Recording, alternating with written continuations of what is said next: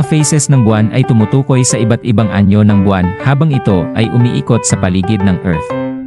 Ang mga phase na ito ay pangunahing sanhi ng mga relatibong posisyon ng Earth, buwan, at araw, na nakakaapekto sa kung gaano kalaki ang ibabaw ng buwan ay nailaw. Ang mga pangunahing phase ng buwan ay new moon. Ang buwan ay hindi nakikita mula sa Earth dahil ito ay nakaposisyon sa pagitan ng Earth at ng araw, na ang iluminadong bahagi nito ay nakaharap palayo sa atin. Waxing crescent. Ang isang maliit na hiwa ng buwan ay nakikita, wala pang kalahati, habang nagsisimula itong lumaki sa pag-ilaw. Ang bahaging iluminado ay nasa kanang bahagi kung ikaw ay nasa Northern Hemisphere, at sa kaliwa kung ikaw ay nasa Southern Hemisphere, first quarter or waxing half. Tinatayang kalahati ng ibabaw ng buwan ay iluminado, nakahawig ng kalahating bilog.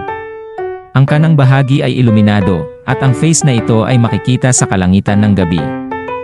Waxing gibbous, mahigit sa kalahati, ngunit hindi ganap na iluminado. Ang waxing gibbous na buwan ay lumilitaw bilang isang nakaumbok na hugis. Ang bahaging iluminado ay patuloy na lumalaki, na humahantong sa kabilugan ng buwan, full moon.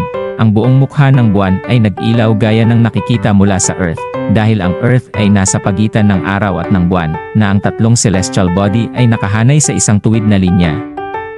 Waning gibbous, kasunod ng kabilugan ng buwan, ang bahaging nag-ilaw ay nagsisimulang bumaba, na lumilikha ng isang nakaumbok na hugis sa kaliwang bahagi kung ikaw ay nasa Northern Hemisphere, at sa kanan kung ikaw ay nasa Southern Hemisphere, last quarter or waning half.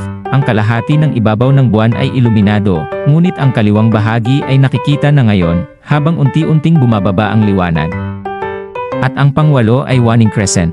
Ang isang maliit na hiwa ng buwan ay nakikita, wala pang kalahati, habang bumababa ito sa pag-ilaw.